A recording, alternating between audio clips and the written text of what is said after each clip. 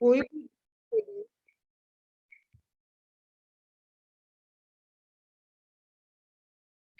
ठीक है, चाहे चैप्टर वाइज टेस्ट रहेगा या यूनिट टेस्ट रहेगा, मतलब कंबाइंड टेस्ट रहेगा, किसी भी टेस्ट में आफ्टर टेस्ट आपको रिव्यू करना है, एनालिसिस करना है। After test you have to be you have to review the paper.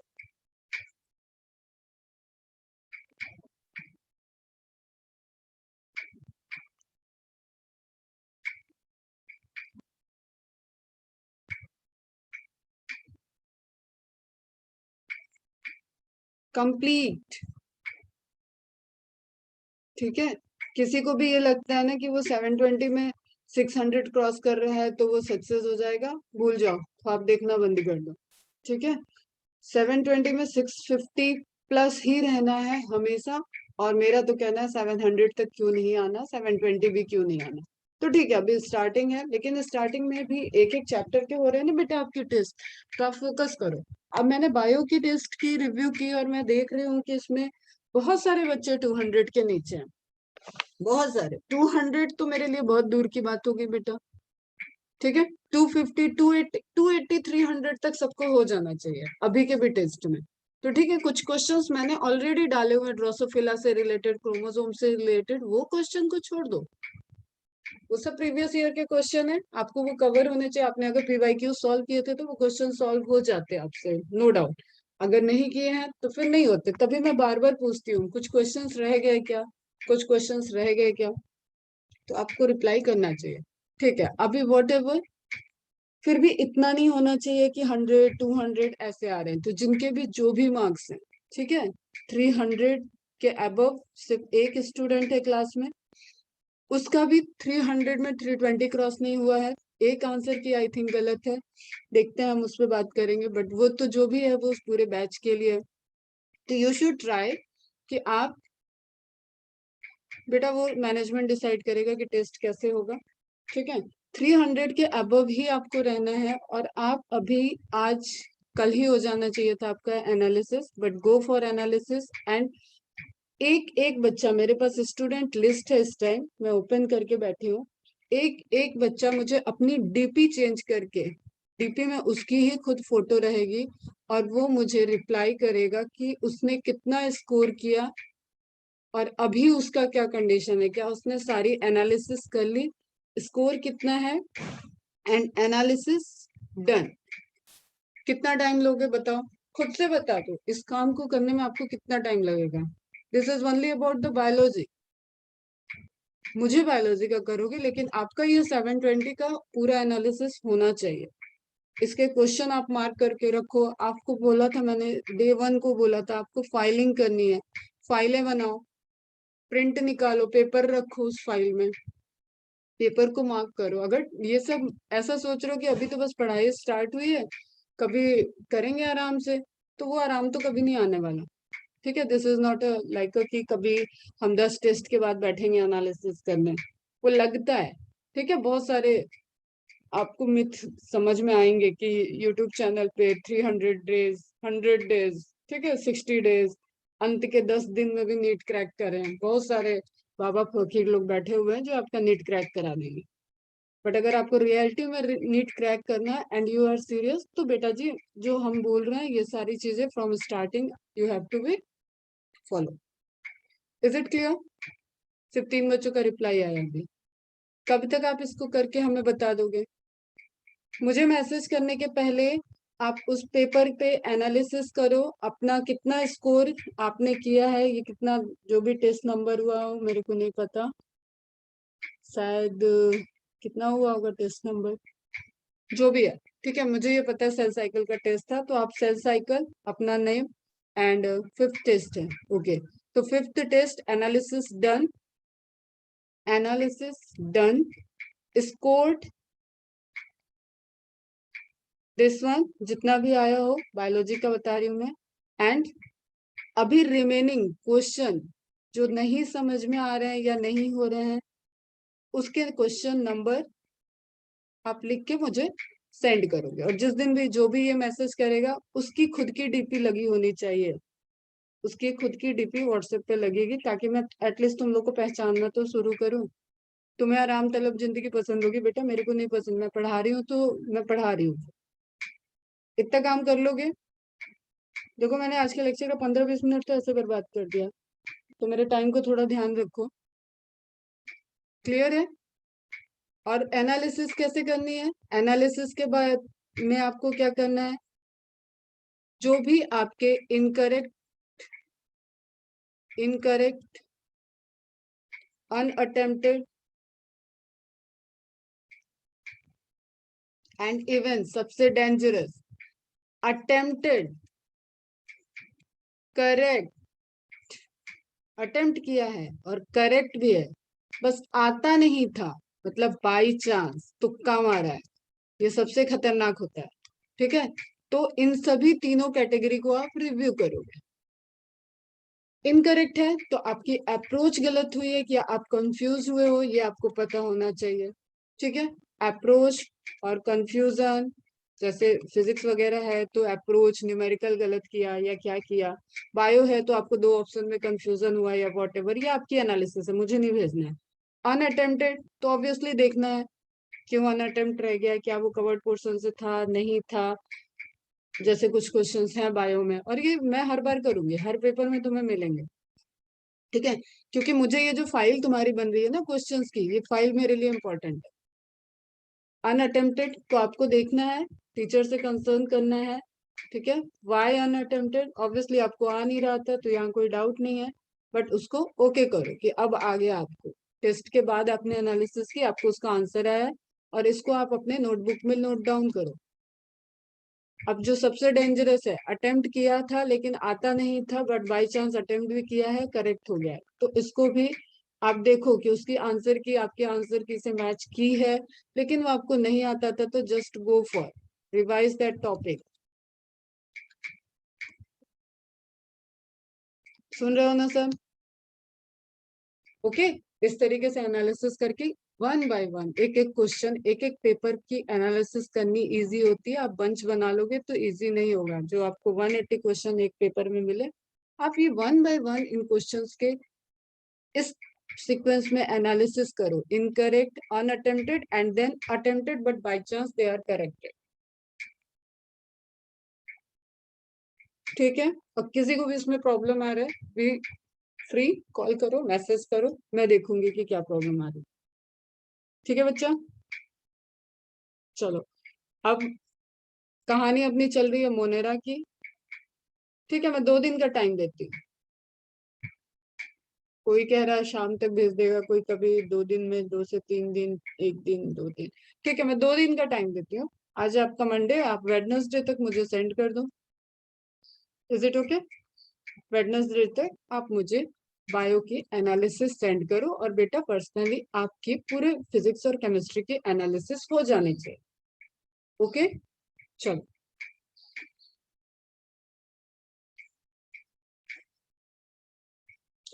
तो जब हम प्रोकैरियोट पढ़ रहे हैं, या सॉरी मोनेरा पढ़ रहे हैं, मोनेरा के अंदर भी नो के सभी बैक्टीरियल सेल हैं, और इसमें प्रोकैरियोटिक सेल है, इसमें तो किसी को कोई डाउट नहीं है। तो प्रोकैरियोटिक आपने काफी ज्यादा कवर किया हुआ है, कहाँ पे? सेल चैप्टर में। अब मैंने आपको बोला था कि सेल चैप्टर से आप कुछ चीजों को रिवाइज कर लें, जैसे मैंने यहाँ स्लाइड लगा दी, लेकिन मैं ये आपको पढ़ाने नहीं जा रही क्योंकि ऑलरेडी पढ़ाया।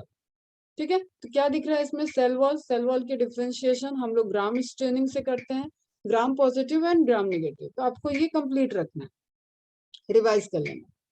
ठीक है, bacterial cell wall can be dissolve by lysozyme, ये ऐसा एंजाइम है जिसमें एज नहीं लगा होता है, विदाउट एज है। कुछ एंजाइम ऐसे होते हैं, आपको नाम याद होना चाहिए। लाइसिस करने वाला एंजाइम, लाइसिस करने वाला एंजाइम।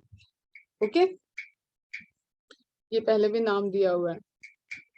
फिर सेल मेम्ब्रेन, यू बैक्टीरिया का लिपोप्रोटीन, जैसा आप पढ़ रहे हो यूनिवर्सल, उसी तरीके से रहेगा। यू कैरियोटिक हो, प्रोकैरियोटिक हो, वैसा ही रहेगा। आर्की बैक्टीरिया में फैटी एसिड की चेन ब्रांच्ड होती है, ये डिफरेंस है। फिर साइटोप्लाज्म, साइटोप्लाज्म में ऑर्गेनल्स अब्सेंट होंगे। कौन सा ऑर्गन? अकेला ऑर्गन जो यूनिवर्सल है, दैट इज राइबोसोम। राइबोसोम कैसा होगा? 70s होगा। तो टिपिकल प्रोकैरियोटिक सेल के जो फीचर्स हैं वो सब आपको यहाँ पे अप्लाई होते हुए दिखेगा। साइटोप्लाज्म में कोई स्ट्रीमिंग साइक्लोसिस नहीं होती है। This is again the characteristics of eukaryotes. ठीक है, साइटोस्केलेटन की वजह से वो होती है। तो ये सब चीज आपने पढ़ा हुआ है, उसको आप रिवाइज करो। मीजोजोम सेल्स मेम्ब्रेन की फोल्डिंग देखी थी हमने। ठीक है, हम एकदम फास्ट बता रहे हैं इसलिए। मीजोजोम के अलग अलग पूरे फंक्शंस देखे हुए हमने, सेप्टा फॉर्मेशन, सेल डिवीजन के टाइम में, लैमेली मीजोजोम, हर तरीके के टाइप हमने देखे हुए हैं। ओके, वो आप वहां से रिवाइज करोगे। मेन फंक्शन क्या है? Cellular respiration. किसके होमोलॉजी फंक्शन करता है? Eukaryotic mitochondria. ओके, तो यहाँ पे जो आपके सेलुलर रेस्पिरेशन के एंजाइम्स होंगे वो कहाँ होते हैं? प्लाज्मा मेम्ब्रेन के पास। ये सब आपने कवर किया हुआ है।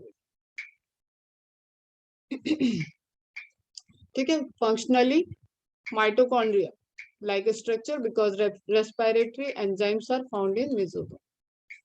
स्टोरेज में हम लोगों ने स्टोरेज इंक्लूजन बॉडी की बात की हुई है। वॉलेटिन ग्लाइकोजन जो स्टोर करता है उसके अकॉर्डिंग उसका नेम होता है। ये भी पूरा बात अपना डिस्कस हुआ है। If you want you can take screenshot और you can ask about for the PDF. But अब ये सब पढ़ा हुआ है तो दोबारा नोट नहीं करना, जस्ट आपको इससे रिलेटेड क्वेश्चन यहाँ पे मिलेंगे। मोनेरा हैवी है। ठीक है, मोनेरा अगेन आपको 1 2 मिनिमम 3 चैप्टर तक जाएगा। एक ह्यूमन हेल्थ एंड डिजीज है, HSD 12th में है। एक माइक्रोब्स इन ह्यूमन वेलफेयर है, माइक्रोब्स इन ह्यूमन वेलफेयर। तो आपको दिख रहा है माइक्रोब। ठीक है, डिजीज, बैक्टीरियल डिजीज यहाँ आ गई, मोनेरा आ गया। Microbes in human welfare, Monera आ गया। समझ में आ रहा है बात? तो ये कुछ चैप्टर ऐसे होते हैं जो कनेक्टेड होते हैं। सारा कंटेंट आप एक जगह नहीं कवर कर सकते। तो भी मैं ये जो आपको स्लाइड दिखा रही हूँ ना, ये सभी कंटेंट को कवर करती हुई स्लाइड है। जैसे ये वाले जो भी चल रहे हैं ये सेल चैप्टर में आपने पढ़े हुए, तो अभी डिजीज वाली जो स्लाइड आएगी वो आपने नहीं पढ़ी हुई है। ओके, प्लाज्मिड का देखा है हमने, रिप्रोडक्शन देखा है, फर्टिलिटी फैक्टर F+ से F- में कॉन्जुगेशन ट्यूब के थ्रू ट्रांसफर होता है।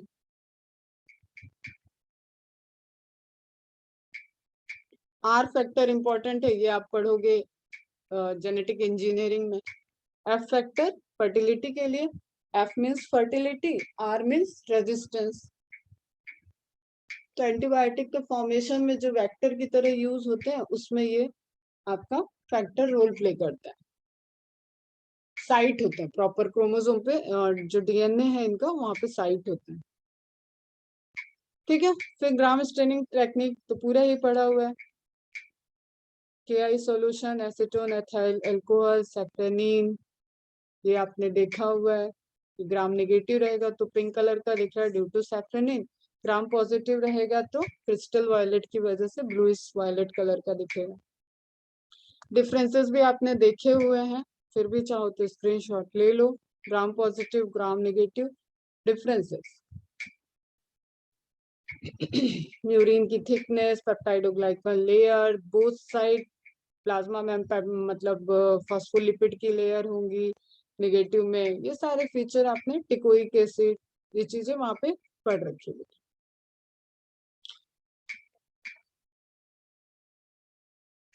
Okay, teichoic acid, this is important.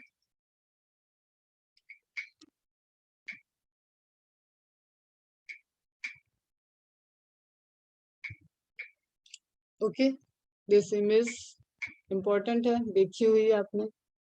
तो जस्ट गो एंड चेक कि नोट्स में है तो वहां से ये रिलेटेड है, ऑलरेडी अपन ने कवर कर दिया। न्यूट्रिशन इन बैक्टीरिया एक शॉर्ट में देख लेते हैं, ये देखना है। ठीक है, compare to many other organism, bacteria as a group show the most extensive metabolic diversity just because of their habitat and mode of nutrition. Most of the bacteria are heterotrophic but some are autotrophic. Autotrophic में आपका क्या आ जाएगा? Chemosynthetic bacteria, archaebacteria and BGA, blue green algae, photosynthesis करती है। On the basis of nutrition, bacteria are classified into following 3 categories. Autotroph. अब ये सब चीजें एकदम शॉर्ट नोट में आपके ऐसे फ्लो चार्ट में बन जाना चाहिए, बहुत ज्यादा आपको तामझाम करने की जरूरत नहीं है, स्मार्टली पढ़ो। Autotroph, these bacteria use light और केमिकल एनर्जी, हमने पढ़ा था, या तो फोटो ऑटोट्रॉफिक होगा या तो केमो ऑटोट्रॉफिक होगा। तो जितनी यहाँ से इंफॉर्मेशन नोट करने वाली है वही करो, ठीक है, बुलेट फॉर्म में करो या ये फ्लो चार्ट बना लो। तो यहाँ पे आप कैसे लिखोगे, ओन फूड सिंथेसिस, फिर टाइप लिख लोगे, फोटो, ऑटो, इंपॉर्टेंट पॉइंट आपके आ जाने। On the basis of source of energy autotrophs are following type, क्या यूज कर रहे हैं, फोटोसिंथेटिक ऑटोट्रॉफ जो लाइट एनर्जी को यूज कर रहे हैं, बैक्टीरिया यूज लाइट एनर्जी। बस ये लाइट एनर्जी ही क्वेश्चन है, पूरी कहानी लिखने की नीड नहीं है, तो ये फ्लो चार्ट में लिखो। फोटोसिंथेटिक पिगमेंट, अब फोटोसिंथेसिस कर रहा है तो फोटोसिंथेटिक पिगमेंट प्रेजेंट होगा, तभी फोटोसिंथेटिक कर रहा है, सिंथेसिस कर रहा है। इन साइटोप्लास्ट, अब क्लोरोप्लास्ट होगा नहीं, प्रोकैरियोट है, तो ये सब चीजें चलनी चाहिए दिमाग। आई बात समझ में? तो साइटोप्लाज्म में फोटोसिंथेटिक पिगमेंट्स प्रेजेंट होंगे, मेम्ब्रेन के पास प्रेजेंट होंगे, कुछ अदर स्ट्रक्चर्स होंगे जो कि फोटोसिंथेसिस में रोल प्ले कर रहे होंगे। पिगमेंट कौन सा होगा, chlorophyll a. In these bacteria photosynthesis is non oxygenic, okay. BGA करता है ऑक्सीजनिक। फोटोसिंथेटिक ऑटोट्रॉफ, अगर ये आप प्योर बैक्टीरिया की बात कर रहे हो तो वो क्या करेंगे, नॉन ऑक्सीजनिक, मतलब विदाउट यूजिंग ऑफ ऑक्सीजन। तो ये क्या यूज करते हैं, H2S। आपको पता है ऑक्सीजन का सोर्स H2O होता है, ठीक है, तो H2O की जगह ये H2S यूज करते हैं, S फॉर सल्फर। चलो करेंगे ये सब प्लांट फिजियोलॉजी की चीजें, अभी परेशान मत हो, फोटोसिंथेसिस सिस्टम प्लांट फिजियोलॉजी में पूरा एक चैप्टर है, ओके। सब photosynthetic bacteria, purple sulphur bacteria, green sulphur bacteria, purple non sulphur, this is very very important example जो अगेन आपके प्लांट फिजियोलॉजी में आपको कवर होंगे। अगर आप यहाँ पे लिख लेते हो तो वो मोनेरा प्लांट फिजियोलॉजी के अकॉर्डिंग आपका कंबाइंड क्वेश्चन होता है, ओके। वहां पे एक्सपेरिमेंट में बताऊंगी, तो Chromatium, Chlorobium, Thiothrix, Rhodospirillum, very important. Green sulphur bacteria, Chlorobium, Thiothrix, purple non sulphur bacteria, Rhodospirillum, इस पे एक्सपेरिमेंट हुए थे। Rhodopseudomonas, just note it down. Chemosynthetic autotroph, they use chemical energy instead of light energy for food synthesis. Chemical energy is obtained by oxidation of chemical compound, inorganic हो, organic हो। Nitric आपके देखो NCERT cover हो चुकी है, वहां पे one one line में ये सब चीजें हिंट दिया हुआ है, उसी को थोड़ा सा आपको डिटेल में देखना है।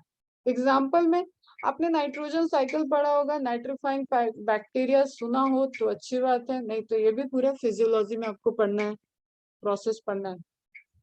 तो nitrifying bacteria they oxidise nitrogenous compound and obtain energy. आपके जो एटमॉस्फेरिक नाइट्रोजन है ये डायरेक्ट यूज ही नहीं कर सकता कोई, दैट आर अनयूजेबल, तो इसके फॉर्म को चेंज करना पड़ता है, ठीक है, नाइट्रेट और नाइट्राइट के फॉर्म में। अब ये जो देखो जो चेंज कर रहे हैं वो नेचुरल वर्कर हैं, जैसे जॉब पे किसी को लगाते हैं ना, ये क्या कर रहे हैं, नाइट्रोजन का फिक्सेशन कर रहे हैं, तो नेचुरल वर्कर हो गए, नेचर में प्रेजेंट है, तो इनकी इसी प्रॉपर्टी को यूज कर लिया गया, okay.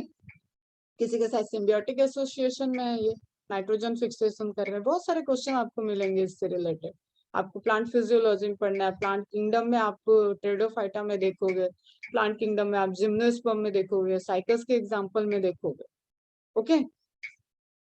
Chemosynthetic bacteria play a great role in recycling nutrients like nitrogen, phosphorus, iron and sulfur. Last 12th में आप इकोलॉजी पढ़ोगे, वहां पे आप recycling of inorganic material nutrient पढ़ो, तो वहां पे आपको नाइट्रोजन साइकिल पढ़ना है, फॉस्फोरस साइकिल पढ़ना है, कार्बन साइकिल पढ़ना है, तो दे आर रिलेटेड बेटा। बट बेसिक हमें ये याद रखना है कि ये सारे जो आपको एक फैली हुई इंफॉर्मेशन मिलेगी बैक्टीरियल अप्रोच से, उसकी जड़ यहाँ है, उसका रूट यहाँ है, उसका जो क्लासिफिकेशन का किंगडम है दैट इज मोनेरा, वो आपको बायोलॉजिकल क्लासिफिकेशन में पढ़ना है। ओके, हेट्रोट्रॉफ के लिए most of the bacteria are heterotrophic, they can not manufacture their own food, ये डेफिनेशन होती है हेट्रोट्रॉफ की। The majority of heterotrophic bacteria are important decomposer, वो फूड की तरह यूज करेंगे बाहरी सोर्स को, खुद तो बना नहीं रहे हैं, तो जो भी वो फूड ले रहे हैं उसको वो क्या करेंगे, डिकम्पोज करेंगे, डिग्रेड करेंगे, ऑर्गेनिक को इनऑर्गेनिक में कन्वर्ट कर देंगे। They are useful making curd from milk, lactobacillus. Okay, production of antibiotic, fixing nitrogen in legumes. Some are pathogen to human being, animal and plant. NCERT की line है.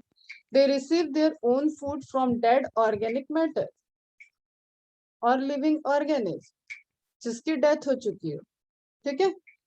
These are या heterotroph में ही आ जाएगा parasitic heterotrophic bacteria, ठीक है, saprophytic parasitic, तो वो living के अंदर भी ग्रो कर सकता है, जरूरी नहीं है कि डेड है। तो डेड ऑर्गेनिक मैटर और लिविंग ऑर्गेनिज्म, जब डेड पे करेगा तो वो डिकम्पोजर की तरह वर्क करेगा, लिविंग ऑर्गेनिज्म पे कर रहा है तो वो पैरासाइट्स हो जाएंगे। These are of following types, saprotrophic bacteria, this bacteria obtain, अब ये टर्म पकड़ना है बेटा, ये डायरेक्ट पूछा जाता है, मैच द कॉलम में हो सकता है सारे पूछ लें और आपको एग्जाम्पल मैच करना हो, तो यहाँ इंपॉर्टेंट इंफॉर्मेशन है। These bacteria obtain food from dead and decaying organic matter. ये क्या हो सकता है, ये एनिमल भी हो सकता है, ये प्लांट भी हो सकता है। Okay, clear. Bacillus vulgaris example, Clostridium botulinum food poisoning करता है, स्यूडोमोनास बेस्ट एग्जाम्पल है, स्टाफाइलोकोकस इन्फेक्शन करता है।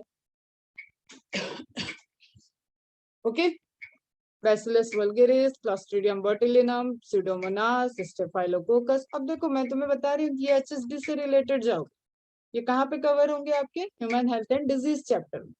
अभी मैं आपको बोटुलिज्म नहीं पढ़ा सकती पूरा, अभी मैं आपको इन्फेक्शन नहीं पढ़ा सकती, अभी मैं पेनिसिलिन की पूरी डिस्कवरी के पीछे की कहानी मैंने जो ऑलरेडी सुनाई उसकी डिटेल्स नहीं बात कर सकती, तो just note it down, name note low. Parasitic bacteria, they obtain their food from living organism, parasite हो सकते हैं। अब पैरासाइट में फिर दो कंडीशन आ जाती है, इसलिए हम बोल रहे हैं बहुत डेप्थ में नहीं जाने की जरूरत है, जहां जो इन्फॉर्मेशन आएगी उसके हिसाब से अपन देख लेंगे। एक्टोपैरासाइट मतलब बाहर से ही यूज कर रहे हैं, एंडोपैरासाइट बॉडी के अंदर चले गए एंड देन पैरासिटिक बिहेवियर दिखा रहे हैं। Symbiotic bacteria, this is important, ये हार्मफुल नहीं होंगे, ठीक है, हार्मफुल नहीं होंगे तो ऑब्वियसली क्या हो गए, या तो रहेंगे और कोई इफेक्ट नहीं करेंगे, या तो एक दूसरे से एसोसिएशन में है तो हेल्पफुल हो गए फिर, ठीक है बेटा। These bacteria convert atmospheric nitrogen into ammonia and then into nitrogenous compound like amino acid, nitrate or salt of ammonia. Example is rhizobium. और भी आएंगे, अभी अपन लीजिए देखेंगे तो भी ये बात आएगी। रेस्पिरेशन की बात करें, अभी मैंने बोला नॉन ऑक्सीजनिक, इसका मतलब कुछ तो यहाँ पे ऑक्सीजनिक भी कर रहे थे, तो कुछ क्या हो जाएंगे एरोबिक बैक्टीरिया, कुछ क्या हो जाएंगे बेटा एनारोबिक बैक्टीरिया। अगेन ये फिजियोलॉजी में आपको रेस्पिरेशन में थोड़ा सा लिस्ट आएगा और सेम यही लिस्ट है, Azotobacter, Acetobacter aceti and Clostridium टेटनाई जो टिटनस कॉज करता है या एसिटिक एसिड प्रोडक्शन करता है। तो this example is related to microbial health, microbial welfare, human welfare and this is related to disease. But अभी आप मोनेरा पढ़ रहे हो तो आपकी लिस्ट यहीं पे पूरी हो जाएगी, तो बहुत अच्छी बात है। ओके, एनारोबिक बैक्टीरिया जो ऑक्सीजन के अब्सेंस में रेस्पायर कर रहा हो, they do not use oxygen in respiration, Clostridium botulinum. Fermentation bacteria like lactobacillus जो आपका कर्ड का एग्जांपल है, कर्ड बना रहे हैं। Except acetobacter aceti, lactobacillus causes storing of milk.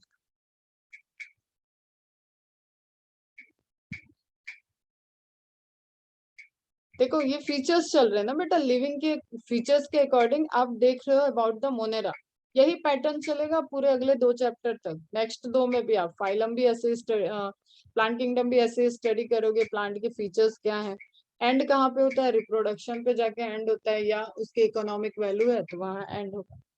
Pattern चल रहा है, आपने न्यूट्रिशन देखा, हैबिटेट देखा, कहाँ हैबिटेट देखा सबसे पहले, मॉर्फोलॉजी देखी कि वो कैसा स्ट्रक्चर है, शेप क्या है, ये सारी बातें की। उसके बाद आप उसके लिविंग के कैरेक्टरिस्टिक्स के बेसिस पे स्टडी कर रहे हो, ओके। एंड तक आप कहाँ तक आते हो कि वो रिप्रोड्यूस कैसे कर सकता है, क्योंकि नेक्स्ट जनरेशन की भी बात करनी है आपको। तो जो रिप्रोडक्शन का मेथड है बैक्टीरिया में, दैट इज जेनेटिक रिकॉम्बिनेशन, मतलब सेक्सुअल रिप्रोडक्शन, क्योंकि ये लोअर है तो सेक्सुअल डायरेक्ट नहीं यूज करते हैं टेक्निकल टर्म। जेनेटिक रिकॉम्बिनेशन मतलब जीन का रिकम्बाइन होना, and that is done by the sexual reproduction, क्योंकि आपको पता है ये सेक्सुअल रिप्रोडक्शन से क्लोन्स बनते हैं, ये तो मैंने ही 10 बार बताया कम से कम, आइडेंटिकल बनते हैं, कॉपी होते हैं। तो यहाँ कोई वेरिएशन ही नहीं है। यहाँ पे जब नए नए कॉम्बिनेशन बनेंगे, रिकम्बाइन करेगी जेनेटिक इंफॉर्मेशन, उसको आप क्या बोलते हो, सेक्सुअल रिप्रोडक्शन। थोड़ा थोड़ा हिंट आपका नेम एक एक लाइन में ऑलरेडी दिया हुआ है एनसीईआरटी में भी, लास्ट मोनेरा में। Asexual reproduction, binary fission, this is the most common method of bacterial reproduction, सबसे फेवरेबल मेथड है, सबसे फास्ट होता है, okay. Under favorable condition, first of all DNA replication takes place, again कहानी वही है, मियोसिस, जैसे मियोसिस होती है, सॉरी जैसे माइटोसिस होती है, वही प्रोसेस यहाँ पे क्या हो जाएगी, बाइनरी फ्रीजन की। जैसे आप ग्रोथ देखते हो वैसे ही यहाँ नंबर में ग्रोथ देखोगे सेल की, वैसे ही यहाँ पे क्या होगा, सेल का नंबर बढ़ जाएगा, ठीक है। और एक यूनिसेलुलर है तो मतलब उसने रिप्रोड्यूस कर दिया। बस बात यह है कि यहाँ पे यूकैरियोटिक अरेंजमेंट नहीं है, तो सिंपली क्या करेगा वो, अपना जो सर्कुलर डीएनए है, फीचर में मैंने बताया सर्कुलर डीएनए होता है, सर्कुलर डीएनए को डुप्लीकेट कर लेगा, ठीक है। ये सर्कुलर डीएनए, इसकी 2 कॉपी बन गई सेल के अंदर ही। जब ये डबल हो गया तो सेल इसके साथ साथ साइटोकाइनेसिस कर देगा और 2 सेल बन जाएंगी नई। Takes place in bacterial cells, then bacterial cell divide into 2 daughter cells due to formation of transverse septum, पता होना चाहिए ना कि इक्वली डिवाइड होना है। In the center of the cell, each daughter cell grows into a new bacterium. Under favorable condition, the cells of bacteria divides by amitosis, which is faster than mitosis and meiosis. ठीक है, amitosis means बहुत fast, ये सारा division fast होगा, और उस condition में हम उसको थोड़ा सा माइटोसिस से अबव ले लेते। Endospore, again very very important. Endospore क्या है कि एक तरीके का एसेक्सुअल मोड ऑफ रिप्रोडक्शन है जिसमें स्पोर का फॉर्मेशन होता है। एंडो मीन्स अंदर, स्पोर मीन्स स्पोर, ठीक है, जिससे पूरा का पूरा जर्मिनेट होता है। तो सिंपली क्या होगा, एंडोस्पोर में अंदर के साइड डिवाइड कर रहा डीएनए मटेरियल, और उसका डिवीजन पहले तो रेप्लिकेट किया, रेप्लिकेट करके सेपरेट हुआ, और उसके किनारे जो भी साइटोप्लाज्मिक कंटेंट है वो डिवाइड हो गया और नया जनरेशन हो गया अंदर ही अंदर। फिर ये बाहर वाली wall, plasma membrane, cell wall सब जो बनी हुई है वो रप्चर कर देंगी और ये सारे स्पोर बाहर आ गए। तो अंदर स्पोर बना, नाउ ये पूरा का पूरा हर एक स्पोर डेवलप हो सकता है new bacterium. This is endospore, समझ रहे हो। पैरेंटल बैक्टीरियल सेल के अंदर ही कई सारे स्पोर बने। स्पोर में क्या होगा, डीएनए कंटेंट हमें चाहिए ही चाहिए, तो डीएनए कंटेंट प्लस उसके सराउंडिंग साइटोप्लाज्मिक कंटेंट प्लस उसकी खुद की प्लाज्मा मेम्ब्रेन एंड स्ट्रक्चर जो अलग सेपरेट होंगे, और उसके बाद पूरा का पूरा बेसिलाई या जो भी टाइप का बैक्टीरिया उसको वो ग्रो करें। और मोस्टली एंडोस्पोर होता है जो बेसिलस में reported, rod shape bacteria. And this is very very important, ये बहुत डिजीज कॉज करने में बैक्टीरिया के साइड से इंपॉर्टेंट है, ठीक है, क्योंकि इनके में बहुत रेजिस्टेंस स्ट्रक्चर होता है। It is a highly resistance structure, unfavourable condition है, ये ध्यान रखना। बाहर बैक्टीरिया के लिए फेवरेबल कंडीशन ही नहीं है, इसलिए उसने बाउंड्री के अंदर ही अपने स्पोर बना लिए, खुद की सेल वॉल और बाउंड्री को यूज किया एज अ प्रोटेक्टिव लेयर, क्योंकि बाहर कंडीशन क्या है, निगेटिव है, अनफेवरेबल है, और अंदर फिर जो स्पोर बने, अब जब फेवरेबल कंडीशन आएगी, पॉजिटिव सिचुएशन आएगी, they get ruptured and release the endospore, and endospore has the capacity to develop new bacterium. तो रेजिस्टेंस होते किससे किससे, temperature, radiation, UV radiation, gamma radiation, antibiotics and chemical. और आपको बहुत शॉकिंग लगेगा, कुछ एंडोस्पोर ऐसे हैं कि जो 50 साल तक भी एज इट इज पड़े रह सकते हैं, 100 साल तक भी एज इट इज प्रेजेंट तो रह सकते हैं। इसलिए आपको एक पैटर्न दिखता है कि कभी कभी कोई डिजीज वाली चीजें ना वहां से खत्म हो चुकी होती है, लेकिन फिर भी एक टाइम के बाद हो सकता है वहां पे दोबारा रिपोर्टेड हुई है, जस्ट बिकॉज वो जो अनफेवरेबल कंडीशन में उस बैक्टीरिया ने 50 से 100 साल बिता दिए, उसके बाद उसको कुछ फेवरेबल कंडीशन मिल गई और उसकी वॉल रैप्चर हो गई और सारे एंडोस्पोर रिलीज हो गए। तो ऑब्वियसली ये क्या था बेटा, अनफेवरेबल है। सुनो ध्यान से, अनफेवरेबल है, इसका डेवलपिंग टाइम बहुत ज्यादा है compare to bisexual binary fission. Okay, ये कुछ चीजें आपको ध्यान रहना चाहिए। रेजिस्टेंस पावर हाई है due to the presence of endosperm is highly resistant structure due to the presence of calcium tipicolinate। पहले पूछा गया है बहुत पहले, इन इट्स थिक वॉल, ये लगभग आई थिंक 2005 या 6 में क्वेश्चन आया था। Endospore formation is seen in mostly bacillus type bacteria, bacilli बताया मैंने, रॉड शेप। ये इंपॉर्टेंट इंफॉर्मेशन है इस स्लाइड पे बेटा, जस्ट आप इसको नोट डाउन कर लेना, वन बाय वन सारी लाइन इंपॉर्टेंट है इसकी, इसमें कुछ आपको स्किप करने का नीड नहीं है। जेनेटिक रिकॉम्बिनेशन मतलब सेक्सुअल रिप्रोडक्शन, जीन का ट्रांसफर होना ही जेनेटिक रिकॉम्बिनेशन है, और ये आपको रिप्रोडक्शन पॉइंट ऑफ व्यू से भी इम्पोर्टेंट है। प्रोकैरियोटा में भी हम लोगों ने थोड़ा पढ़ा है, साइंटिस्ट इंपॉर्टेंट है, लिडरबर्ग एंड टैटम। सैंपल कौन सा था, ऑर्गेनिस्ट कौन सा था, Escherichia coli. Clear. Conjugation first हम देखते हैं between F plus and F minus, मतलब जिसके पास एक्स्ट्रा प्लाज्मिड है वो F प्लस हो जाता है, जिसके पास नहीं है वो माइनस हो जाता है। ओके, समझ रहे हो। First of all donor cell जिसके पास है वही पॉजिटिव है और वही डोनर सेल है, is attach to recipient cell, किसके थ्रू, पिलाई पड़ा हुआ है, पिलिन प्रोटीन का बना हुआ है, तो सेक्स पिलाई कॉन्जुगेशन में हेल्प करते हैं, फॉर्मेशन ऑफ कॉन्जुगेशन ट्यूब में हेल्प करते हैं, ये आपने ऑलरेडी सेल चैप्टर में पढ़ा हुआ है, इसको नीड नहीं है लिखने की, आप एक बार अपने नोट से मैच कर लेना। Sex pili function as conjugation tube, the F factor fertility factor now replicates and replica, क्योंकि यहाँ पे तो रहेगा ना F प्लस जो है उसके पास एक कॉपी रहेगी, और जो रेप्लिकेट नई कॉपी बनी है वो मूव्स करेगी F माइनस के थ्रू की तरफ via the conjugation tube, simple. इस तरीके से स्ट्रक्चर हो गया, ये मेन डीएनए हो गया, सर्कुलर डीएनए, ये प्लाज्मिड हो गया, ये मेन सर्कुलर डीएनए, और इसके पास प्लाज्मिड नहीं है तो प्लाज्मिड ने अपनी कॉपी बनाई, ठीक, कॉपी बनाई, कॉपी यहाँ से ऐसे मूव किया और यहाँ आ गया, एज ए रिजल्ट इसका कॉम्बिनेशन रिकम्बाइन हो गया, रिकॉम्बिनेशन, एक नया रिकॉम्बिनेशन फॉर्म हो गया, ठीक है, and F minus bacteria becomes F plus bacteria due to transfer of F plus F factor, F minus bacteria now becomes F plus bacteria.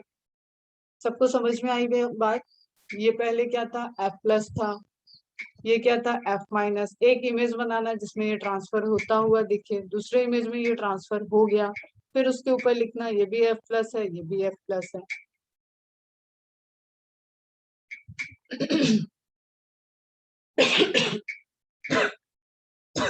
Clear है बेटा, कुछ तो बोलो।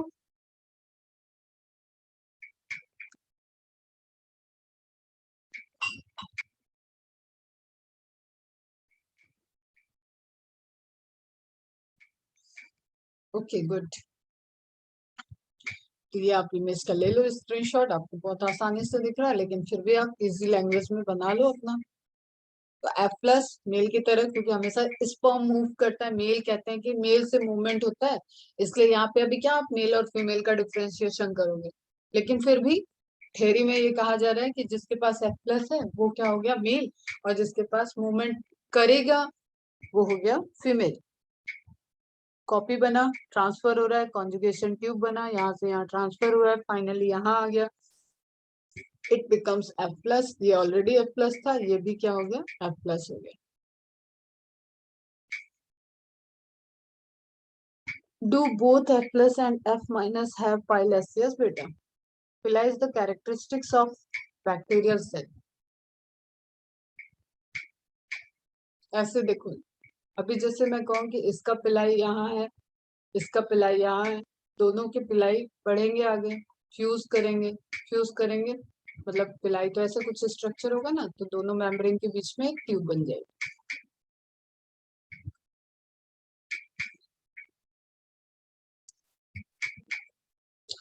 हार्मफुल एक्टिविटी मतलब disease, this is related to again HSD। अब आप यहाँ पे क्या डिजीज समझोगे, जस्ट आप चाहो तो स्क्रीनशॉट ले लो, कॉजिंग बैक्टीरियम एक जगह लिख लो, और उस चैप्टर में हम लोग डिजीज कैसे होता है, क्या इसके पीछे रीजन है, किसके क्या फीचर्स हैं, and causing organism, gram positive है, ग्राम निगेटिव है, ये सब चीजें डिटेल में वहां पे पढ़ेंगे।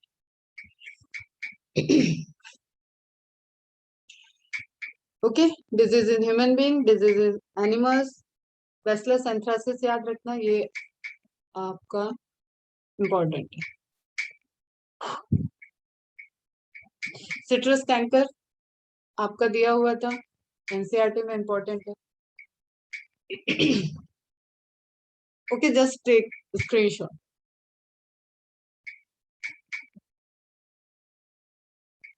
कुछ तो बहुत इंपॉर्टेंट आपको हमेशा के लिए याद होने चाहिए। सिट्रा इंपॉर्टेंट है, कॉम्पेस्ट्रिस इंपॉर्टेंट है, ओरेजे इंपॉर्टेंट है, ट्यूमिफेसियंस कि आपका जेनेटिक इंजीनियरिंग में भी आएगा, ये भी रिपीट होगा, कई जगह आएगा।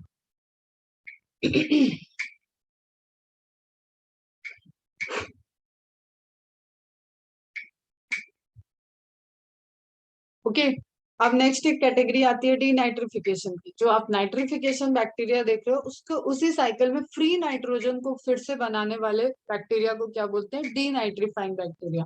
अगेन जस्ट अभी नाम आप नोट डाउन कर लो, थायोबैसिलस डीनाइट्रिफिकेंस, नेम से ही पता चलता है, एंड स्यूडोमोनास डीनाइट्रिफिकेशन फिकेंस। ये नहीं आएगा, ये आएगा, जीनस जीनस आ जाएगा, स्पीसीज नहीं बोलेगा वो, क्योंकि स्पीसीज से पता चल रहा है कि ये डीनाइट्रीफाइंग बैक्टीरिया। तो थायोबैसिलस एंड स्यूडोमोनास याद रखना है आपको, फ्री ज्वाइन कर लेना सेम लिंक से बेटा।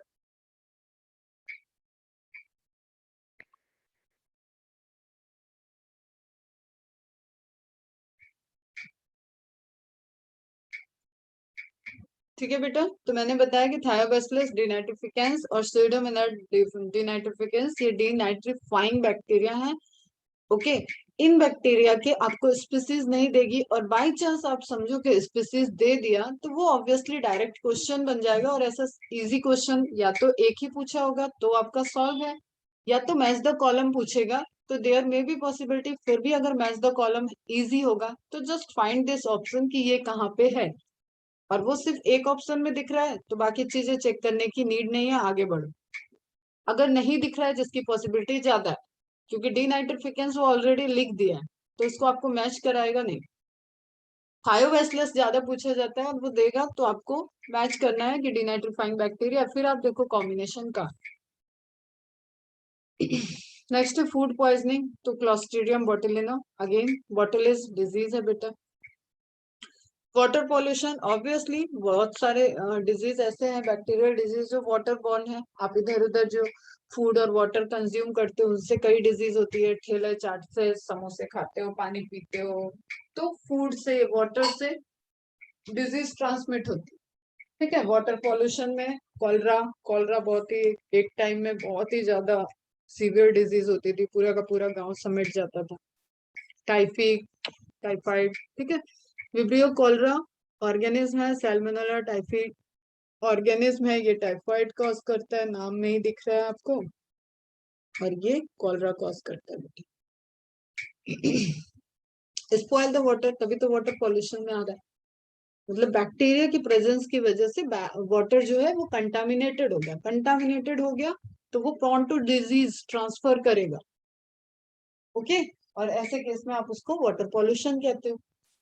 Biological weapon, this is again helpful बात आ गई, बायोलॉजिकल वेपन्स की तरह यूज कर रहे हैं तो जेनेटिक इंजीनियरिंग वाली चीजें आएंगी यहाँ पे, या नेचुरल बायोलॉजिकल वेपन बोलते हैं। आपको पता है कि चोर, जैसे बोलते हैं ना, एक डायलॉग तुम लोगों ने सुना होगा, क्या बोलते हैं, दुश्मन का दुश्मन दोस्त होता है, ठीक है, चोर चोर मौसेरे भाई, ऐसे कहावतें सुनिए, ऐसे डायलॉग कथन सुने। तो उसी तरीके से है, अगर आपको कोई नेचुरल प्रोसेस पता है कि कोई माइक्रो ऑर्गेनिज्म किसी दूसरे डिजीज कॉजिंग ऑर्गेनिज्म पे अटैक कर सकता है, तो आप सिंपली क्या करते हो, जैसे जस्ट सपोज कोई एक, अब मैं एकदम ऐसे एग्जांपल दे रही हूँ विदाउट एनी एग्जांपल, ठीक है, कोई नाम नहीं ले रहे हैं, जस्ट हम कह रहे हैं कोई एक क्रॉप है, इस क्रॉप पे एक डिजीज लग रही है, वो डिजीज क्या है, फंगल डिजीज, फंगल डिजीज है, ठीक है, किसी फंगस की वजह से वो डिजीज लग रही है और पूरी की पूरी क्रॉप हार्म हो जा रही है, इल्ड पे ऑब्वियसली असर पड़ेगा, इल्ड नहीं हो रही है या बहुत लो हो रही है। अगर हमें पता है कि इस पर्टिकुलर फंगल डिजीज का कॉजिंग फंगस क्या है, और फिर हमें दिख रहा है कि इस फंगस पे कोई बैक्टीरिया अटैक करता है नेचुरली, जहां जहां ये बैक्टीरिया पाए जाते हैं वहां ऐसी क्रॉप में डिजीज रिपोर्टेड नहीं हो रही है, तो जो लोग होते हैं, वो रिसर्चर्स होते हैं, वो पैटर्न देखते हैं कि हाँ किस एरिया में क्या हो रहा है, तो दे फाइंड आउट कि क्यों इस क्रॉप को डिजीज क्यों नहीं हो रही है यहाँ पे।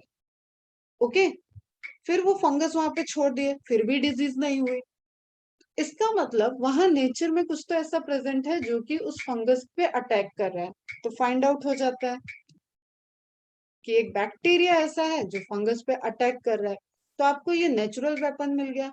You don't need any fungicide, you don't need any chemicals, तो बैक्टीरिया को वहां पे स्प्रे कर दिया, बैक्टीरियल स्पोर वहां पे छोड़ दिया, फेवरेबल कंडीशन है, बैक्टीरिया ग्रो करेगा, फंगस को ढूंढेगा, फंगस को ईट कर जाएगा, फंगस खत्म, क्रॉप बच गई। कितनों को समझ में आई ये कहानी, ये सब पढ़ने हैं बेटा आपको चैप्टर में, अभी तो मैं बस ऐसे ही ABCD करके बता रही हूँ, आपको कहानी समझ में आनी चाहिए, कैसे आप उसको बायोलॉजिकल वेपन क्यों बोल रहे हो। ओके, तो एंथ्रेक्स, बॉटुलिस, कॉलरा, जो बैक्टीरिया, जो डिजीज थी, उनके अगेंस्ट में बहुत सारे ऐसे डिजीज, फंगल डिजीज है जहाँ पे बायोलॉजिकल वेपन खुद ही लिविंग को यूज किया गया है एज अ वेपन। इसका मतलब सिर्फ ये है कि लिविंग ऑर्गेनिज्म को एज अ वेपन यूज किया।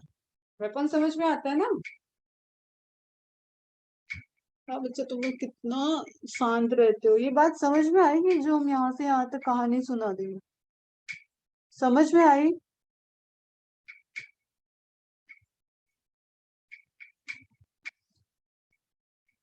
तो बोलो कि आ गई, तो बायोलॉजिकल वेपन मतलब हेल्पफुल हुए, बायोलॉजिकल सोर्स से हमें मिल रहे हैं, और वो ऑलरेडी जो डिजीज वगैरह प्रेजेंट है उनके ट्रीटमेंट के लिए हम यूज कर रहे हैं।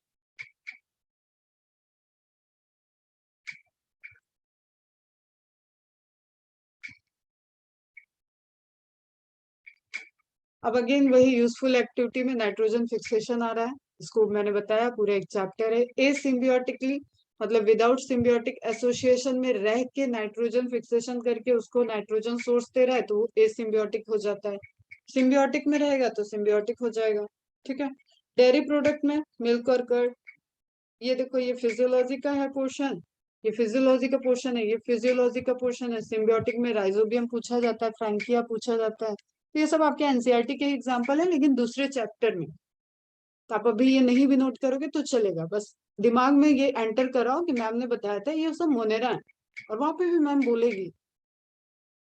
ओके, ये जैसे ये जो नोट दिया है, this is question, Azotobacter and Beijerinckia are aerobic, Rhodospirillum is anaerobic, तो ये डायरेक्ट मैच द कॉलम में आते हैं। ये ऑक्सीजन यूज करते हैं, ये विदाउट नॉन ऑक्सीजनिक है। Rhizobium and frankia are free living in soil but as symbiont, ये ऐसे ऑर्गेनिज्म है जो फ्री लिविंग भी है और सिम्बियोसिस में भी रहते हैं। तो as a requirement, as per requirement वो अपना नेचर चेंज करते हैं। तो ये आपको एनसीईआरटी में मिलेगा, आपको फिजियोलॉजी में। फिर डेयरी प्रोडक्ट तो आपको समझ में आ गया। लैब लैक्टोएसिस बैसिलस, मतलब सारे कैटेगरी जो डेयरी प्रोडक्ट में आपका मिल्क से कर्ड का फॉर्मेशन करते हैं उनको लैब्स बोलते हैं। ठीक है, क्लियर है? अलग अलग स्पीसीज आ जाती है इसमें। लैक्टिक एसिड प्रोड्यूस करने वाले बैक्टीरिया। अब कर्ड क्या है? विटामिन B12 का रिच सोर्स है। अब इसमें माइक्रोब्स क्या यूज हो गए? लैक्टोबैसिलस लैक्टिस और स्ट्रेप्टोकोकस लैक्टिस। तो ये हेल्पफुल हो गया। Antibiotics, again microbes in human welfare का क्वेश्चन है। स्ट्रेप्टोमाइसिन, ठीक है, सोर्स ऑफ ऑर्गेनिज्म हो गया, ये एंटीबायोटिक हो गया स्ट्रेप्टोमाइसिन। तो ये सब चीजें देखो, आप अभी नोट करोगे तो आपके पास एक जगह मोनेरा के नोट्स हो जाए। आप घबरा जाओगे कि बहुत सारा कंटेंट हो गया, तो उसके लिए घबराना नहीं है। इट्स अप टू यू, मैं ना प्रेशर दे रही हूँ ना कुछ। आप चाहो तो सब यहाँ नोट्स बना लो, आप चाहो तो सब डिस्ट्रीब्यूटेड चैप्टर में पढ़ोगे ही तो वहां पे लिख लेना। This is totally up to you. मैं पीडीएफ आपको प्रोवाइड कर दूंगी इस पोर्शन का पूरा, आप बस अभी इसको गो थ्रू हो लो, क्योंकि इतने सारे माइक्रोब्स के नाम मैं मानती हूँ आपको अभी नहीं याद होंगे। मुझे तो ये सब याद है, लेकिन आपको अभी नहीं याद होंगे। आपको ये अभी इंफॉर्मेशन मिलेगी बहुत जगह। आप डिजीज पढ़ोगे, आप ह्यूमन वेलफेयर पढ़ रहे हो, आप जेनेटिक इंजीनियरिंग देख रहे हो, आपको जब जब इंफॉर्मेशन मिलेगी वहां याद करना ज्यादा इजी होगा। तो ये टोटली आपके ऊपर है कि आप इसको मोनेरा के एग्जाम्पल में लिख लेते हो या आप जहां जहां प्रेजेंट है वहां पे आप लिखो।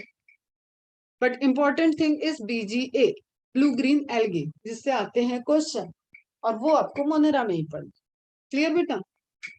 और थोड़ा बहुत एक एक एग्जाम्पल आ जाएगा, जैसे टेरिडोफाइटा पढ़ोगे तो आएगा, एनावेना का आ जाएगा, ठीक है, जिम्नोस्पर्म पढ़ोगे तो आएगा। तो कुछ एग्जाम्पल्स डिस्ट्रीब्यूटेड मिलेंगे, बट बारे में तो उसके यहीं पे पढ़ना है। तो जस्ट यहाँ से आप अच्छे से स्क्रीनशॉट ले लो और ये नोट्स आपको बना लो। According to two kingdom system, BGA were included in class Cyanophyceae. आपको पता है blue green algae, cell wall है, एल्गी बोल रहे हैं हम, तो टू किंगडम सिस्टम में ये कहाँ गया होगा? प्लांटे में।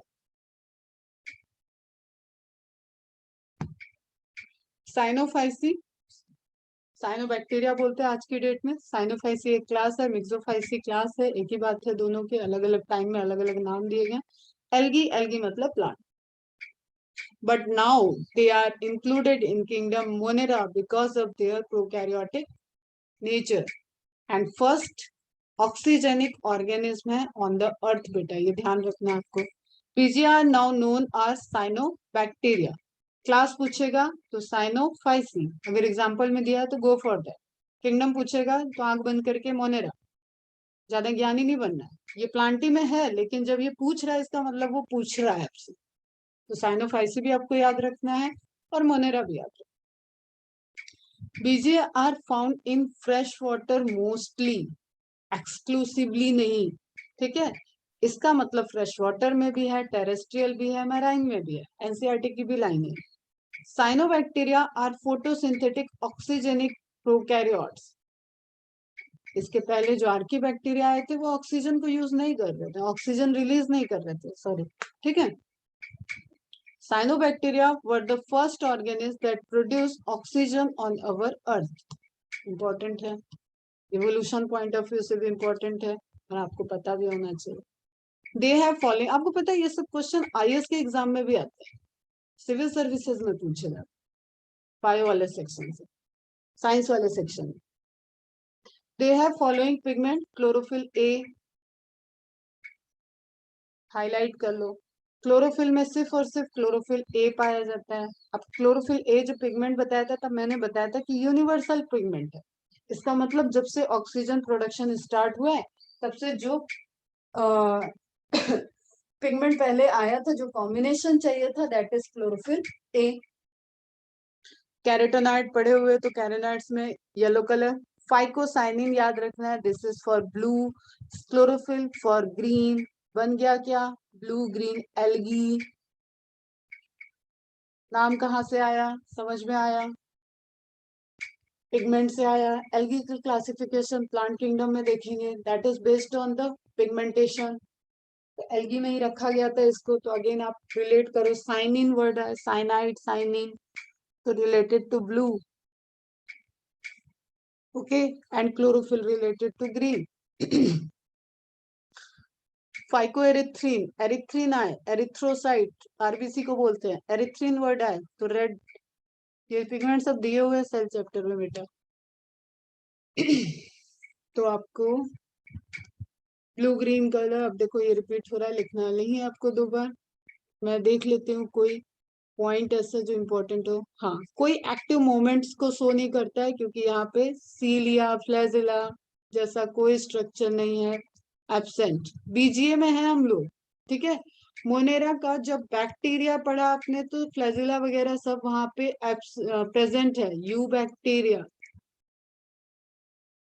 पढ़ा अभी जो खत्म हुआ रिसेंट में आज, that is about the you bacteria. अब जो देख रहे हो वो अबाउट द बीजीए है, ब्लू ग्रीन एल्गी। कोई भी ब्लू ग्रीन एल्गी न सेक्सुअली रिप्रोड्यूस करती है न ही मूवमेंट को शो करती है। मूवमेंट कौन सा? फ्लैजुलर मूवमेंट, ठीक है। ग्लाइडिंग मूवमेंट करती है, मतलब जो इनका स्ट्रक्चर होता है, जो इनकी कॉलोनी का स्ट्रक्चर है, ये कहाँ पे प्रेजेंट है? देखो वाटर बॉडीज में अभी लिखा था हमने, मोस्टली कहाँ है? Fresh water, marine water, terrestrial. तो जो भी वाटर बॉडीज में प्रेजेंट होंगे वो पानी के ऊपर तैर सकती हैं, उसको बोलते हैं पूरी कॉलोनी का movement, that is gliding movement. Okay, just suppose यहाँ पे बहुत सारा नॉस्टॉक बोल रही हूँ मैं, बीजीए मतलब एक एग्जांपल भी आपको देखना है, नॉस्टॉक। तो बहुत सारे नॉस्टॉक के फिलामेंट प्रेजेंट है। अब ये फिलामेंट बेटा लिविंग है ना, तो ये अपने को ऐसे सिकुड़ सकते हैं पूरा का पूरा स्ट्रक्चर और फिर से सीधा हो सकते हैं। तो ये कैसा शो कर रहे हैं? Gliding movement. Okay, just they can float on the surface of water.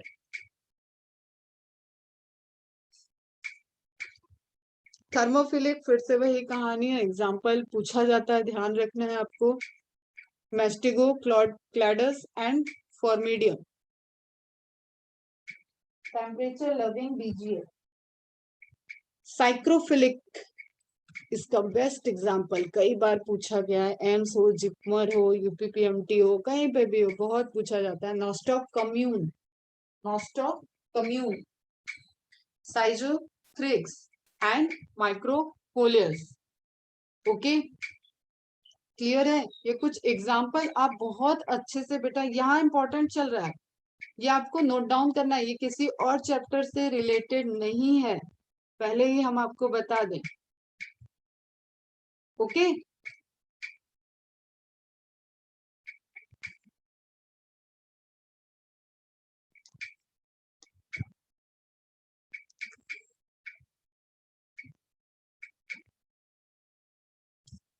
Temperature cold temperature loving होंगे, थर्मोफिलिक का जस्ट अपोजिट। ट्राइकोडेस्मियम एरिथ्रम, ये इंपॉर्टेंट है बेटा, ये डायरेक्ट क्वेश्चन है, ठीक है। स्पीसीज पूछा जाता है, मतलब पूरा ऑर्गेनिज्म पूछा जाता है। Trichodesmium erythraeum is a BGA which is red in color due to excessive C फाइब्रोएरिथ्रिन।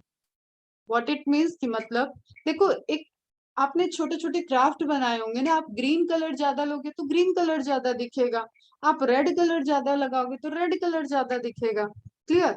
अगर आपका ग्रीन पिगमेंट कम हो गया, इसका मतलब वो कलर उसमें न ब्लू दिख रहा है न ग्रीन दिख रहा है, तो यू कांट से कि वो क्या हो गया, रेड एल्गी हो गया।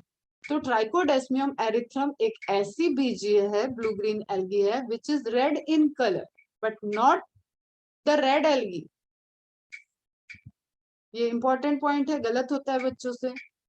रेड इन कलर है, क्यों? क्योंकि भाई उसके पास पिगमेंट है, क्लोरोफिल ए वगैरह, फाइकोसाइनिन भी प्रेजेंट है, लेकिन फाइकोएरिथ्रिन का कंसंट्रेशन हाई है।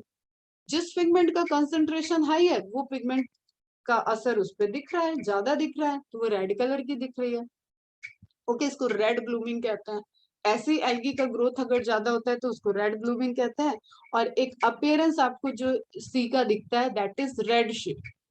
is red due to this BGA. तो ये बहुत इंपॉर्टेंट है, कई बार पूछी गई इंफॉर्मेशन है. Trichodesmium erythrum is a BGA which is red in color due to excessive C5-erythrin. Red C is red due to this BGA. And again जो मैंने अभी सेंटेंस बोला डायरेक्ट पूछा जाता है, which BGA is red in color but not a red algae, या which organism is red in color but not a red algae. Okay, BGA are the most successful organisms of the earth. तो बेटा इसके बारे में तो पढ़ना बनता है ना. एक तो स्टार्ट ही इससे हुआ है ऑक्सीजनिक एनवायरनमेंट, और आज भी है चीजें, आज भी इनकी इंपॉर्टेंस है. नाइट्रोजन फिक्सेशन में बहुत इंपॉर्टेंट रोल प्ले कर रहे हैं. इनकी वजह से कई प्लांट हैं जिनका एग्जिस्टेंस बना हुआ है. ओके, तो most successful organism of the earth. Organism पूछा है, न प्लांट, न एनिमल, न माइक्रोब, कुछ डिफाइन नहीं किया. ओके, यहां तक समझ में आ गई बात. अब देखो यही सेंटेंस इस नोट्स में लिखा हुआ है. Cyanobacteria are not always of blue green color. Trichodesmium is a red color.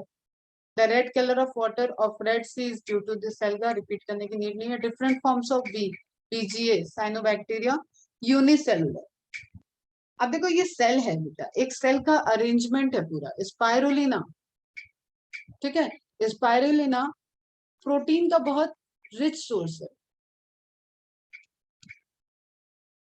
ये सब हम लोगों का क्या है ना, फ्यूचर फूड है. जिस तरीके से ह्यूमन यूज कर रहा है ना चारों तरफ, तो स्पाइरुलिना, क्लोरेला, ये सब हमारे फ्यूचर फूड बनेंगे. एल्गी वगैरह को ही खाने लगेंगे हम लोग. प्रोटीन रिच है, रिचेस्ट सोर्स ऑफ प्रोटीन होते हैं. इवन आपको बताऊं, जब स्पेस रिसर्च के लिए लोग जाते हैं तो वो एज अ फूड लेके जाते हैं, वहां पे ग्रो कराते हैं, इनसे ऑक्सीजन भी मिलता है और एज अ प्रोटीन सोर्स भी ये यूज करते हैं. तो स्पाइरुलिना, क्लोरेला, ये ऐसे ब्लू ग्रीन एल्गी है, ऐसे एल्गी हैं जो बहुत रिच सोर्स ऑफ प्रोटीन होते हैं. आपके महाराष्ट्र में इनका प्रोडक्शन भी होता है, इनकी फैक्ट्रीज लगी हुई. मतलब इनको बहुत फैक्ट्री की नीड नहीं है, just they have to maintain a water body, और वहां पे आप इसको रिपीटेड इनका जो कंडीशन है वो प्रोवाइड करके पीएच टेम्परेचर को मेंटेन करके आप इनका प्रोडक्शन कर सकते हो. फिर उससे वहां पे उनको ऊपर लेयर को हटा देते हैं, ड्राई अप करते हैं धूप में, फिर कंप्रेस करते हैं, फिर टैबलेट बना लेते हैं. टैबलेट बिकती है फिर इनकी हजारों रुपए में. तो एक बहुत अच्छा सोर्स ऑफ एंटरप्रेन्योर है. अगर आपके कोई नोन हो एग्रीकल्चर में और वो कुछ करना चाहते हैं, यू कैन सजेस्ट है. अब तुम अपनी नॉलेज को अपने इर्द गिर्द अपनी फैमिली में भी अप्लाई करना सीखो जरा. यू कैन सजेस्ट कि स्पाइरुलिना का कल्चर करिए, ठीक है, और इनकी ट्रेनिंग चलती है, ट्रेनिंग सेंटर होती है. उसके बाद ये बड़ा अच्छा सोर्स ऑफ इनकम बन जाता है, बहुत कम कॉस्ट में एक अच्छा बिजनेस है.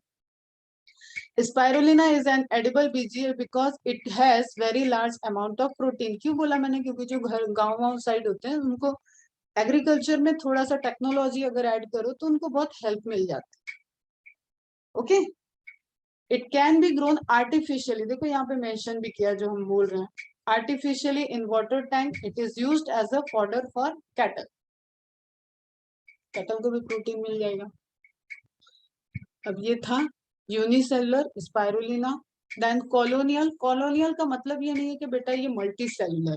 कॉलोनियल का मतलब क्या होता है, कई सारी सेल आसपास एक साथ रह रही, कई सारे ऑर्गेनिज्म एक कॉलोनी बना ली. सम बीजे ये भी रहते हैं, आसपास ही रहते हैं, तभी तो आपको वो सरफेस पे दिखेगा, एक अकेला स्पाइरुलिना नहीं दिखेगा. Some BGA are found in colony, that is cell colonies, Anabaena, Microcystis. Okay, DNA नहीं है वो, डीएनए मत समझना. फिर फिलामेंटस. अब फिलामेंट है लेकिन कॉलोनी में रह रहा है तो बेटा ये भी कॉलोनियल होता है. तो सब अलग अलग टर्म्स बस ऐसे ही दे रखे हैं. Some BGA are filamentous, they are many cells arranged in a row in their body. और ये लुक लाइक, ये एक अपीयरेंस इनका हो जाता है कि ये मल्टी सेलुलर है. आप जाओ गूगल करोगे ना तो आपको लिस्ट ऑफ डिबेट मिलेंगे कि nostoc, oscillatoria, they are multi cellular structure, why they are kept in Monera. ये सब डिबेट चलते हैं, साइंटिस्ट ग्रुप हैं जो कुछ इनको मल्टी सेलुलर ट्रीट करते हैं, कुछ इनको यूनिसेलुलर ट्रीट करते हैं, but actually they are classified in unicellular, और ये इनके क्या है, स्ट्रक्चर्स हैं, सेलुलर स्ट्रक्चर है जो फिलामेंट को बना दिया। और जब तक कॉन्सेप्ट डिवीजन ऑफ लेबर का नहीं आता कि हर सेल अलग अलग काम कर रही है, तब तक आप उसको नहीं कहते हो कि ये मल्टी सेलुलर है। तो हम जो आपको बता रहे हैं ये थोड़ी सी एक लेवल ऊपर की बात हो गई, इसको आपको अप्लाई नहीं करना है, आपको आंख बंद करके ये ध्यान रखना है कि आप यूनिसेलुलर पढ़ रहे हैं।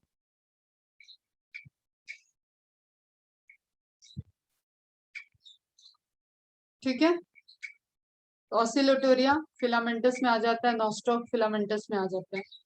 Some BG are filamentous. There are many cells. There are many cells arranged in a row in their body. The filament of BGA is known as trichome.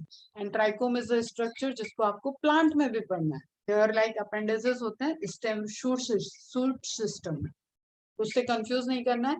Trichome आपने यहाँ पे क्या बोला, पूरे के पूरे फिलामेंट को आपने क्या बोला है, trichome. This is a trichome.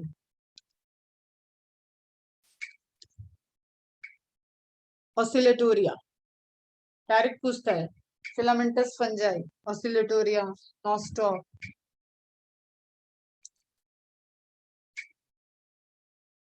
Example है यूनिसेल बीजीए के, कुछ आप एडिशनल एग्जाम्पल नोट कर लेना. कॉलोनियल बीजीए माइक्रोसिस्टिस ऑलरेडी दिया हुआ था. फिलामेंटस बीजीए इंपॉर्टेंट है, सबसे ज्यादा पूछे जाने वाला यही है. Nostoc and एनावेना. एक्चुअली ये क्यों है ना, जैसे कुछ रिप्रेजेंटेटिव होते हैं. आप जब एनालिडा पढ़ोगे मेरे से तो मैं आपको अर्थवर्म बताऊंगी, ठीक है. आप प्लेटिहेल्मिन्थेस पढ़ोगे तो मैं आपको टेपवर्म पढ़ाऊंगी. वाई? मैं आपको प्लेनेरिया पढ़ाऊंगी. वाई? ये रिप्रेजेंटेटिव है, आप पूरे के पूरे ऑर्गेनिज्म को नहीं पढ़ सकते. समझ में आ रहा है? आप मैमल्स पढ़ोगे तो आप खुद को पढ़ लोगे. They are representative. कौन रिप्रेजेंट कर रहा है? तो बीजीए को रिप्रेजेंट करता है नॉस्टॉक. तो आपको बहुत सारे एमसीक्यू नॉस्टॉक से रिलेटेड मिलेंगे, उसके आंसर को सॉल्व करते वक्त आप बीजीए का सिस्टम अप्लाई कर दो. ये चीज कहीं नोट डाउन कर लो. बीजीए को रिप्रेजेंट कौन सा ऑर्गेनिज्म कर रहा है? नॉस्टॉक. तो नॉस्टॉक और एनावेना, यहाँ पे ट्रिकी क्वेश्चन एक आता है. फिलामेंटस है लेकिन अनब्रांच्ड है. Okay, simple unbranched filament, this is a question, previous year question है ये. हैप्लोसाइफोन एंड मैस्टिगोक्लेडस ब्रांच्ड फिलामेंट के एग्जांपल हैं. तो ब्रांच बीजीए पूछा है और उसमें नॉस्टॉक एनावेना दिया है, तो आपका क्वेश्चन हो जाएगा गलत अगर आपने सिर्फ फिलामेंट पढ़ के उसको टिक कर दिया. अभी एक क्लास और चलेगी जिसमें आप स्पेशली नॉस्टॉक को देखोगे. BGA Scytonema shows false branching, pseudo branching. In BGA a mucilaginous sheath, अब ये इंपॉर्टेंट है क्योंकि एनसीईआरटी में भी दिया हुआ है इसके बारे में. Is present outside the cell wall. This mucilaginous sheath absorb water and retain it. ये एनसीईआरटी की लाइंस है. Hence prevent the BGA from drying. उसके चारों तरफ आप देखो, कूलर वगैरह आपने देखा है, तो कूलर जब कैसे कूल ठंडी हवा क्यों देता है? क्योंकि उसपे जो खस लगा हुआ है, जो घास लगी हुई है, वो वाटर से भीगती है. जब वो वाटर से भीगती है तो जो वो हवा उसके थ्रू पास हो रही है वो कूल हो जाती है, उसका टेम्परेचर डाउन हो जाता है. तो आपको कूलर ऑन करते ही ठंडी ठंडी हवा आती है. तो उसी तरीके से अगर ये ड्राई अप कंडीशन में है तो पहले इसकी म्यूसिलेजिनस शीथ को इंटरेक्ट करना पड़ेगा एनवायरनमेंट से, फिर उसके बाद कहीं जाके उसको इम्पैक्ट पड़ेगा. तो ये म्यूसिलेजिनस शीथ एक तरीके से क्या होगी बेटा, उसकी प्रोटेक्टिव लेयर होगी.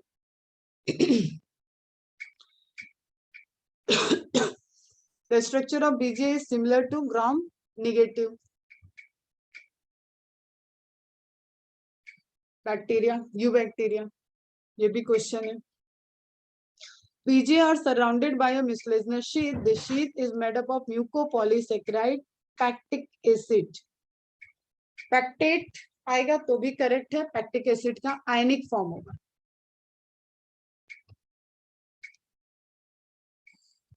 The cell wall of BGA is also bilayered structure. Outer wall is made up of lipopolysaccharide and the inner wall is made up of peptidoglycan. तो आपको कैसे लिखना है?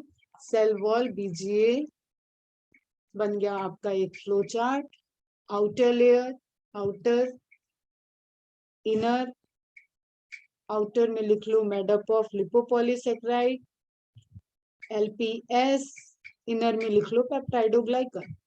मतलब मैं शॉर्ट फॉर्म लिख रही हूँ, आप पूरा लिख। हो गया आपका क्वेश्चन तैयार। The cell membrane of BGA is also made up of lipoprotein, normal जैसा रहता है। So mucilaginous sheath is more prominent in terrestrial, rigid condition, xerophytic condition. जहाँ ड्राई कंडीशन ज्यादा होगी वहां पे आपको म्यूसिलेज शीथ के बनने की चांसेस, थिकनेस ज्यादा दिखेगी, कंटेंस उसका जो डेंसिटी होगा वो ज्यादा दिखेगा, क्योंकि वो जेरिक कंडीशन। जीरोफिटिक हैबिट मतलब जेरिक हैबिट, वाटर की कमी, डेफिशिएंसी ऑफ वाटर, इन्वायरमेंट में वाटर कम, तो उसके लिए एडॉप्टेशन क्या करना है कि अपने अंदर वाटर जो म्यूसिलेजिनस शीथ, अब ये वाटर कहाँ से आ रहा है, या तो ये बाहर से स्टोर कर ले या इसके अंदर मेटाबॉलिक वाटर बन रहा है और वो वाटर को वो स्टोर कर ले। खैर इतने में मैं नहीं जा रही हूँ तुम्हें, बस ये समझ लो कि जहाँ कंडीशन एबनॉर्मल होगी वहां वाटर को रिटेन करना होगा। Chlorophyll a is the only chlorophyll that is present in BGA, ये पॉइंट हो चुका है कवर, दोबारा मत लिखना। Some species of Vizier when grow under different wavelength of light, they change their color according to the wavelength of light. देखो बेटा ये बड़ा ही प्यारा मैजिकल एक्सपेरिमेंट है एक तरीके से, इसको बोलते हैं गैडको फिनोमिना। गैडको फिनोमिना, इसको समझने के लिए आपको लाइट के बारे में पता होना चाहिए, वेवलेंथ के बारे में पता होना चाहिए, लाइट की इंटेंसिटी, लाइट का एब्जॉर्प्शन, ये फिजिक्स से आप कवर कर लोगे तब हम लोग इस फिनोमिना के बारे में बात करेंगे। अभी जस्ट आप क्या इतना समझ लो कि आपने जैसे लाइट कौन सी आप सप्लाई कर रहे हो, ब्लू लाइट कर रहे हो, रेड लाइट कर रहे हो, ग्रीन लाइट कर रहे हो, तो according to absorption of that light आपकी एल्गी का कलर चेंज हो जाता है। ठीक है, बीजीए अपने कलर को चेंज कर देते हैं, और सारे बीजीए ऐसा नहीं करते हैं लेकिन कुछ ऐसा शो करते हैं, तो उसको क्या बोलते हैं, complementary chromatid adaptation, situational colour change. तो this is a kind of magical thing. Okay बेटा, समझ में आई बात? चलो टाइम भी हो गया, यहाँ पे करते हैं एंड थोड़ा, फिर नॉस्टॉक अभी कंटिन्यू रहेगा, अलग से पूरा नॉस्टॉक का क्लासिफिकेशन और सब कुछ हम पढ़ाएंगे। ये देखो ये ब्लूमिंग है, ठीक है, पूरा का पूरा ब्लू ग्रीन एल्गी, सरफेस पे इतना ज्यादा ग्रोथ हो गया है कि वाटर बॉडीज ग्रीन ग्रीन दिखने लगी, और ऑब्वियसली ऑक्सीजन की सप्लाई कम हो रही है, ऑक्सीजन की सप्लाई कम होगी तो जो एक्वेटिक एनिमल है उनकी डेथ होगी। तो हम लोग कल भी ये कंटिन्यू रखेंगे नॉस्टॉक। ओके चलो कर लेना, रिवाइज करो, ये इंपॉर्टेंट है। इंपॉर्टेंट इसलिए है क्योंकि बहुत डिस्ट्रीब्यूटेड इंफॉर्मेशन है यहाँ पे, तो just you have to note down the information, और उसकी टर्मिनोलॉजी अगर नहीं समझ में आ रही है तो यू कैन आस्क। सारे एग्जाम्पल एक साथ नहीं याद होंगे, ये मैं पहले ही डिस्क्लेमर दे रही हूँ, तो उनको याद करने के लिए आप मत पीछे पड़ो, जस्ट एमसीक्यू सॉल्व करो और अपने नोट्स को सामने रखो। तो जितनी बार आप एमसीक्यूज देखोगे ना आपको उतना क्लियर हो जाएगा, जैसे हम नॉस्टॉक से रिलेटेड एमसीक्यूज आपके ये पढ़ने के बाद सॉल्व हो जाएंगे। दैट इज इंपॉर्टेंट, वो टारगेट है, क्योंकि ये एग्जाम्पल बीजीए से रिलेटेड आपको किसी और चैप्टर में नहीं पढ़ना है, तो ये यहीं पे पैकअप होना चाहिए। डिजीज से रिलेटेड याद करने की अभी नीड नहीं है, तो इंस्ट्रक्शन को फॉलो करो blindly, you can trust on me. Bio की टोटल रिस्पॉन्सिबिलिटी मेरी है, मुझ पर ट्रस्ट करो, जो बोलते बस उतना करते जाओ। चलो बाय बाय बेटा, गुड डे, थोड़ा सा रिलैक्स करो और जाओ फिर सेंटर नेक्स्ट क्लास के लिए।